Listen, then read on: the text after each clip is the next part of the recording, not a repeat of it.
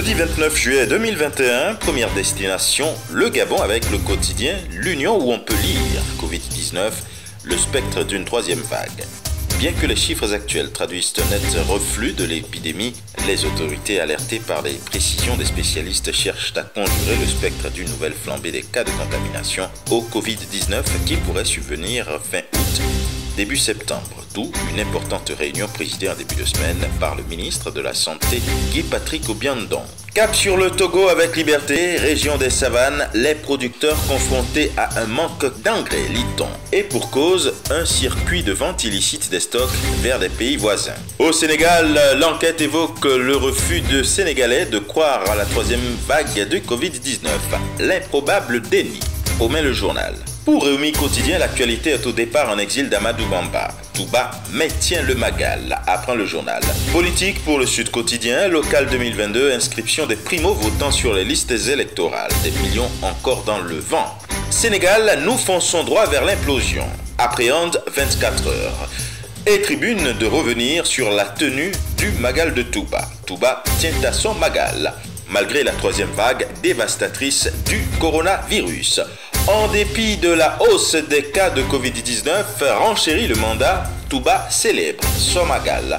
Au Bénin maintenant, prise en charge des maladies cardiovasculaires, révolution scientifique au centre hospitalier universitaire Hubert Koutoukou Maga. La mission a permis d'opérer 19 patients avec succès. C'est une nouvelle qu'apprend le journal Le Matinal. L'événement précis, titre inflation au Bénin, les prix en hausse. Les Béninois crient leur ras-le-bol. La nation amène ses lecteurs du côté de la zone commerciale de Ganri en informant de la délocalisation de la Société des Ciments du Bénin. Organisation et délivrance du permis de conduire, les candidats sur la braise, c'est ce qu'on lit en manchette du journal Matin Libre. Et maintenant au Burkina Faso, l'observateur Palga s'intéresse aux associations SOS Hépatite Burkina, en invitant le ministère de la Santé à agir sans attendre.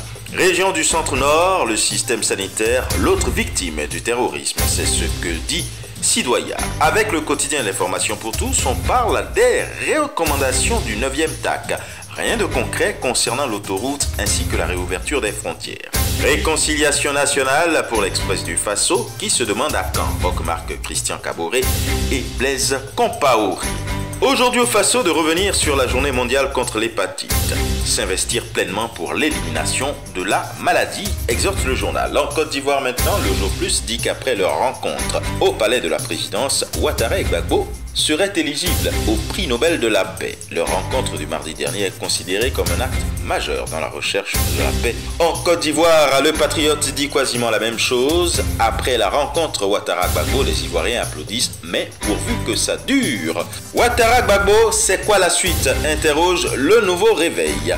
Et maintenant, atterrissage du côté du royaume chérifien où il est donné de lire que le secrétaire d'État adjoint des États-Unis par intérim pour le Proche-Orient, Joe Hood, serait en visite dans le royaume et que pas de changement dans la politique américaine sur le Sahara comparé à la précédente administration. Et ce sera tout pour aujourd'hui. Mais encore, prudence, vigilance et surtout, n'oubliez pas les gestes barrières. À demain.